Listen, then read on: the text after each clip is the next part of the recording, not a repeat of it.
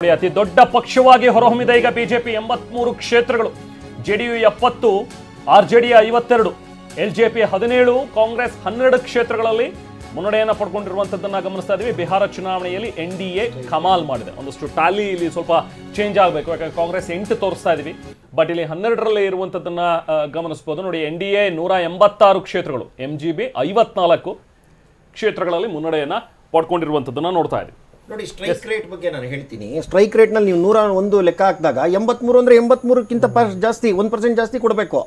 83.5% strike rate ನಮ್ದು. JDS ನವ್ರದ್ದು 75 ದಾಟಿದ್ದಾರೆ ಅಂದ್ರೆ 75% strike rate. ಅವ್ರದ್ದು 22 ಔಟ್ ಆಫ್ 22 ಅಂದ್ರೆ 80%ಗಿಂತ ಜಾಸ್ತಿ ಸ್ಟ್ರೈಕ್ ರೇಟ್. 85% ಹತ್ರ ಮುಟ್ತಾ ಇದ್ದಾರೆ ಅವರು ಸ್ಟ್ರೈಕ್ ರೇಟ್ ನಲ್ಲಿ. ಅಂದ್ರೆ ವಿನ್ ವಿನ್ ಸಿಚುಯೇಷನ್ ತಗೊಂಡು ಹೋಗೋದ್ರ ಜೊತೆಗೆ ಇವ್ರು ಏನ್ ಮಾಡಿದ್ದಾರೆ ನೋಡಿ, RJDನವರು 39, ಹೋದ್ಸತಿ ಇವರು ಇನ್ನೂ ತುಂಬಾ ಮೇಲಿದ್ರು. ಕಾಂಗ್ರೆಸ್ ಜೊತೆನಲ್ಲಿ ಸೇರಿ ಮತ್ತೆ ಗೂಂಡಾರಾಜನ್ ವಾಪಸ್ ತರ್ತಾರೆ ಅನ್ನೋಂಥ ಭಯದಲ್ಲಿ.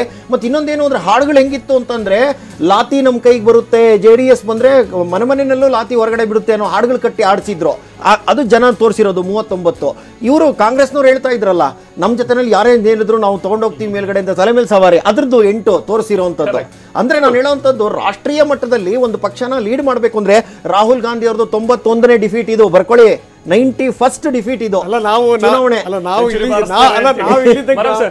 ಇಲ್ಲಿ ತನಕ ಈ ಟ್ರಂಪ್ ಸ್ಟೇಟ್ಮೆಂಟ್ ಅನ್ನು ಅಷ್ಟೇ ಎಣಿಸ್ತಾ ಇದ್ವಿ.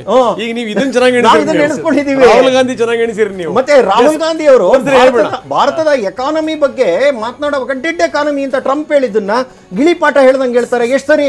ಹೌದು ಸರ್, ಈಗ 186 ಕ್ಷೇತ್ರಗಳಲ್ಲಿ NDA ಮುಂದಿದೆ, 186. ಇನ್ನು ಮಹಾಗಠಬಂಧನ್ 54ಕ್ಕೆ ಇಳಿದಿದೆ. ನೋಡಿ, 106 ತಲುಪಿತ್ತು, 106ರಿಂದ 54. ಅದರಲ್ಲಿ ಆರ್ ಜೆ ಡಿ 75ರ ಗಡಿಯನ್ನು ದಾಟಿತ್ತು. RJD ಕಳೆದ ಬಾರಿ ಅದು ಬಂದಿದ್ದು ಕೂಡ 75, ನಾವು ಹೇಳಿದ್ವಿ 75 ಮುಟ್ಬಿಡ್ತು. ಕಳೆದ ಬಾರಿ ಬಂದಿದ್ದು ಕೂಡ ಅಷ್ಟೇ, ಅದನ್ನು ದಾಟಿ ಮುಂದಕ್ಕೆ ಹೋಗ್ತಾ ಇದೆ ಅಂತ ಇಲ್ಲ, ಅದರ ಸಂಖ್ಯೆ ಗಣನೀಯ ಕಡಿಮೆ ಆಗ್ತಾ ಇದೆ.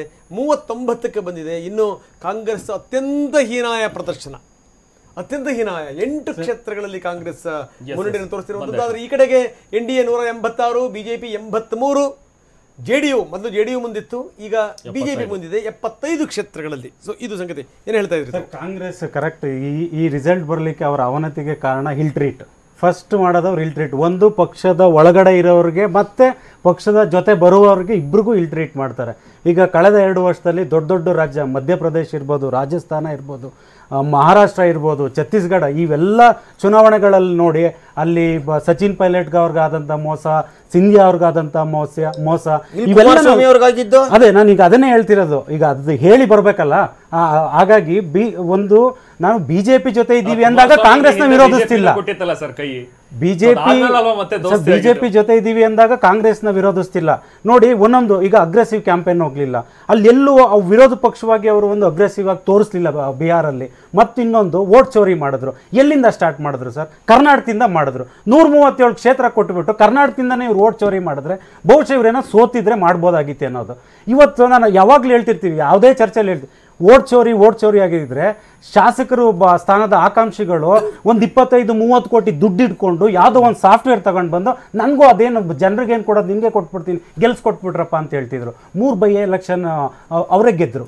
ಚನ್ನಪಟ್ಟಣ, ಶಿಗ್ಗಾವಿ, ಸಂಡೂರು. ನಾವು ಯಾರು ಹೇಳಿಲ್ಲ ಸರ್ ವೋಟ್ ಚೋರಿ ಬಗ್ಗೆ ಹೇಳಿಲ್ಲ.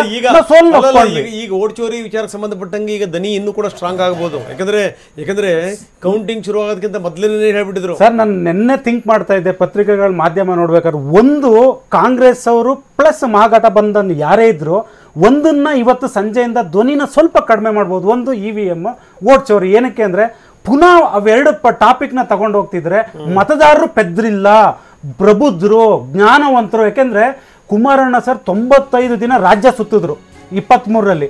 ನಾವು ಒಪ್ಕೊಂಡ್ವಿ, ಇಲ್ಲ ಜನರು ಒಂದು ಮ್ಯಾಂಡೇಟ್ ಕೊಟ್ಟರು, ಕಾಂಗ್ರೆಸ್ ಕೊಟ್ಟಿದ್ರೆ ಮಾಡಲಿ ಅನ್ನೋದೊಂದು ಬಂತು. ಬಟ್ ಕಾಂಗ್ರೆಸ್ ಅವ್ರಿಗೆ ಯಾವ ರೀತಿ ಆಗ್ತಿದೆ ಅಂದ್ರೆ ಅವ್ರಿಗೆ ಯಾರು ಸರ್, ನಾವೇನಕ್ಕೆ ಸರ್ ಎಜುಕೇಟ್ ಮಾಡಬೇಕು ಗೊತ್ತಾಗಬೇಕಲ್ಲ. ಇನ್ನೊಂದು 2.5 ವರ್ಷ ಇದೆ, ನಾವೇನಕ್ಕೆ ಕಾಂಗ್ರೆಸ್ ಅವ್ರನ್ನ ಎಜುಕೇಟ್ ಮಾಡ್ಬೇಕಂದ್ರೆ ನಮ್ಮ ತಲೆಯಲ್ಲಿ ಬರುತ್ತೆ. ಯಾರು ಅವ್ರಿಗೆ ಟ್ರೈನ್ ಮಾಡ್ತಿದ್ದಾರೆ, ಪುನಃ ಟ್ರೈನ್ ಮಾಡ್ತಿದ್ದಾರೆ.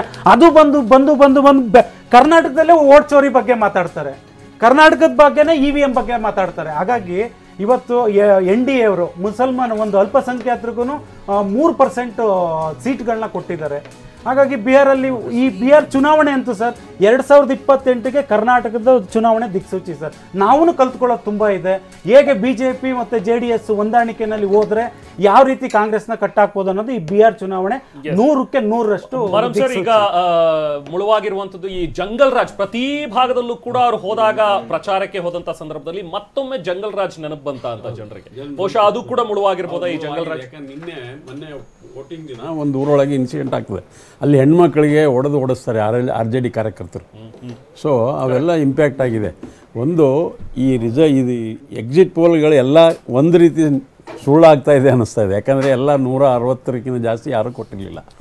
ನಿನ್ನೆ 209 ತನಕ ಹೋಗಿದ್ರು. ಸೊ 2010 205ಕ್ಕೂ ಇದ್ರು. ಸೊ ಅದು ಎಲ್ಲಿ ರಿಪೀಟ್ ಆಗ್ತದೆ ಅಂತ ಅನ್ನಿಸ್ತಾ ಇದೆ ಈಗ ನನಗೆ. ಇನ್ನೂ ಕೌಂಟಿಂಗ್ ಇನ್ನೂ 3, 4, 5, 6 ರೌಂಡ್ ಇರ್ತವೆ. ಸೊ 186 ಇದ್ದದ್ದು 200 ಮುಟ್ಬೋದು ಅಂತ ಅನ್ನಿಸ್ತಾ ಇದೆ. 2005ರಲ್ಲಿ ಬಂದಿತ್ತು, 205 ಸೀಟ್ ಗೆದ್ದಿದ್ರು ಎರಡು ಸೇರಿ. 2010 ಹೇಳುವಂಥದ್ದು ಏನಾಗುತ್ತೆ ಅನ್ನೋದು ಗೊತ್ತಿಲ್ಲ. ಆದ್ರೆ ಟ್ರೆಂಡ್ ನೋಡ್ತಾ ಇದ್ರೆ ಅಲ್ಲಿ ತನಕ ಹೋಗ್ಬಿಡುತ್ತೇನೋ, ಅದನ್ನು ಸರ್ಪಾಸ್ ಮಾಡ್ಬಿಡ್ತಾರೇನೋ ಅಂತ ಅನ್ಸುತ್ತೆ. ಇಲ್ಲ, ಈ ಟ್ರೆಂಡ್ ಕಂಟಿನ್ಯೂ ಆಗ್ತದೆ. ಆಮೇಲೆ ನೀವು ಮತ್ತೆ ಅದೇ ಹೇಳಿದಂಗೆ ಆಗ್ತದೆ. JSP ನೋಡಿ 0ಗೆ ಬಂತು. ಖಂಡಿತ. AIM 1, 2 ಇದೆ, 3ರೊಳಗೆ 1, 2 ಇದೆ. MIM. So bipolar election clearly bipolar ಆಯ್ತು ಈ ಸಲ. ಇಷ್ಟು ಬೈಪೋಲಾರ್ ಎಲೆಕ್ಷನ್ ಎಂದೂ ಆಗಿರಲಿಲ್ಲ ಬಿಹಾರದಾಗ. ಮತ್ತೆ ಇನ್ನೊಂದೇನು ಅಂತಂದ್ರೆ ಇವರು ವೋಟ್ ಚೋರಿ ಅಂತ ಹೇಳ್ತಾ ಇದ್ರಲ್ಲ, ನನಗೊಂದೇನು ಅರ್ಥ ಆಗಲ್ಲ ಅಂದ್ರೆ, ಒಬ್ಬ ರಾಜಕೀಯ ಪಕ್ಷದ ಕಾರ್ಯಕರ್ತ ಆಗಿ ತಳಮಟ್ಟದಲ್ಲಿ ನಮ್ಗೆ ವ್ಯವಸ್ಥೆ ಹೇಗಿರುತ್ತೆ ಅಂತಂದ್ರೆ, ನಾನು ಮೊದಲು ಬೂತ್ ಏಜೆಂಟು, ಏನಾದರೂ ವ್ಯತ್ಯಾಸ ಆಯಿತು ಅಂದರೆ ಇಮ್ಮಿಡಿಯೇಟ್ ಆಗಿ ನಾನೊಂದು ಅಪ್ಲಿಕೇಶನ್ ಬರ್ಕೊಡ್ತೀನಿ ಅಲ್ಲಿ, ಇಲ್ಲಿ ವೋಟ್ ಚೋರಿ ಆಗಿದೆ, ವ್ಯತ್ಯಾಸ ಆಗಿದೆ, 4ರಿಂದ 6 ಗಂಟೆ 7 ಗಂಟೆ ತನಕ ತುಂಬ ವೋಟಿಂಗ್ ಆಗೋಗಿದೆ ಅಂತ ಬರ್ಕೊಡ್ತೀನಿ. ಎರಡನೇದು, ಒಂದು ರಾಜಕೀಯ ಪಕ್ಷಕ್ಕೆ ಚುನಾವಣೆ ಮುಗಿದ ತಕ್ಷಣನೇ ಅದನ್ನು ರೈಸ್ ಮಾಡಬೇಕು ಎಲೆಕ್ಷನ್ ಕಮಿಷನ್ನಲ್ಲಿ.